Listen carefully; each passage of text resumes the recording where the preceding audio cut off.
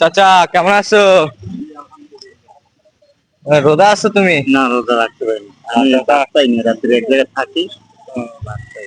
ভাত খাইতে পারো না সেই সময়? সন্ধ্যা হলেও খাইতে পারিনি। সন্ধ্যাকালে খাইতে পারো না তো? না, তোমার তো মাশাআল্লাহ ইসের রিক্সা, অটো রিক্সা তোমার তো। তো আমি মানে নতুন তো 5 দিন চালাই। ও, মাত্র 5 আমি দিন। তো চাকরি করতাম, চাকরিতে চলে গেছে।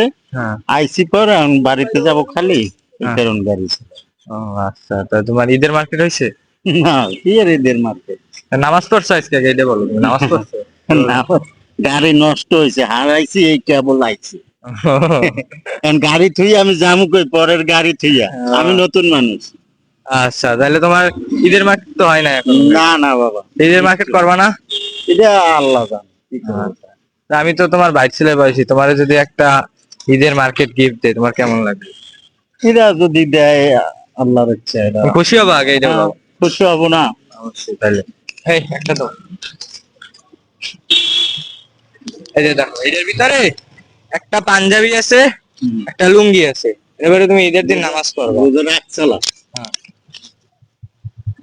রোজা রাখছিল, ভাঙ্গি ফেলাইছো? রাখতে পারি। রাখতে পারো না? আচ্ছা। এর ভিতরে একটা পাঞ্জাবি আছে, একটা লুঙ্গি আছে। এর পরে তুমি ঈদের দিন নামাজ পড়বা। আর আমার জন্য একটু দোয়া করবে, যাতে আমি ভবিষ্যতে আরো মানুষের সাহায্য করতে পারি। আচ্ছা।